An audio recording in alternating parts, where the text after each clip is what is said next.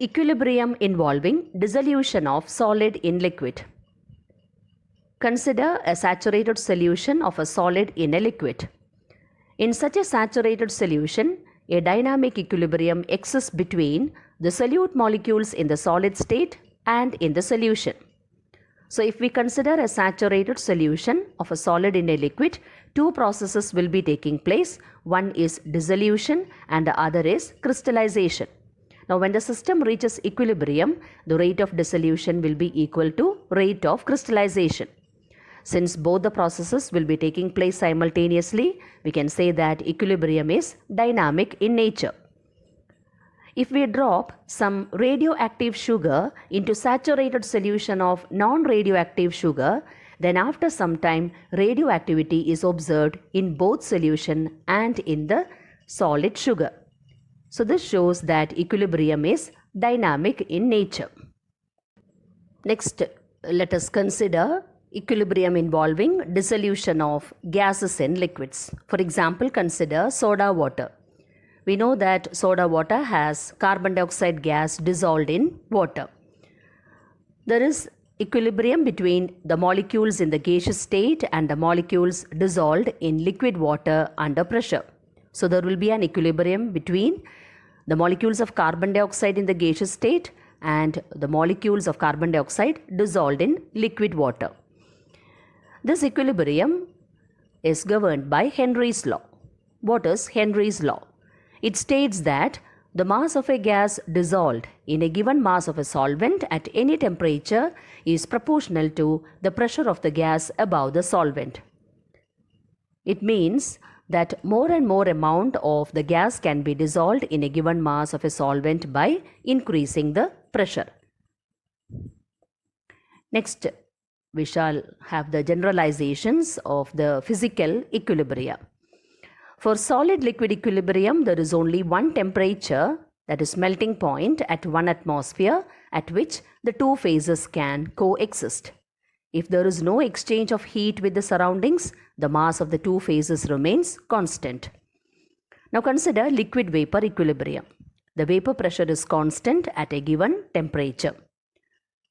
For dissolution of solids and liquids, the solubility is constant at a given temperature. And for dissolution of gases in liquids, the concentration of a gas in liquid is proportional to the pressure of the gas over the liquid.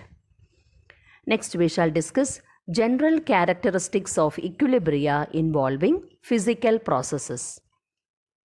First one, equilibrium is possible only in a closed system at a given temperature. Now, another feature, both the opposing processes occur at the same rate. So, equilibrium is dynamic in nature. Now, third point, all measurable properties of the system remain constant.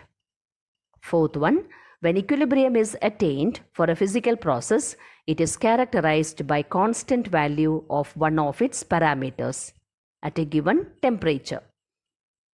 Now, coming to the last point, the magnitude of such quantities at any stage indicates the extent to which the physical process has proceeded before reaching equilibrium. So these are the general characteristics of equilibria involving physical processes. Next, we shall consider equilibrium in chemical processes. Just like physical equilibrium, chemical equilibrium is also dynamic in nature. Chemical reactions also attain a state of equilibrium. When the rates of the forward and the reverse reactions become equal, we can say that the chemical reaction has attained a state of equilibrium. The concentration of the reactants and the products remain constant at equilibrium. So this is the stage of chemical equilibrium. We will come to know that the system has attained equilibrium when the concentration of the reactants and the products remain constant. Equilibrium can be reached from either direction. So for example, consider the reaction A plus B reversibly giving C plus D. The forward reaction is A plus B giving C plus D, and the reverse reaction or the backward reaction is C plus D giving A plus B. So it is found that equilibrium can be reached from either direction. How can we prove the dynamic nature of chemical equilibrium. For that, consider Haber process used for the manufacture of ammonia from nitrogen and hydrogen. Haber started with known amounts of hydrogen, nitrogen and determined the amount of ammonia present. He also determined the amount of unreacted hydrogen and nitrogen. After a certain time, the composition of mixture was found to remain the same, even though some of the reactants are still present. So this constancy in the composition indicates that the reaction has reached equilibrium. Synthesis of ammonia was then carried out using deuterium D2 in place of hydrogen. The reaction mixtures starting with hydrogen or deuterium reach equilibrium with the same composition, except that D2 and ND3 are present instead of H2 and ammonia NH3. So if we take D2, then in the reaction mixture, D2 and ND3 will be present.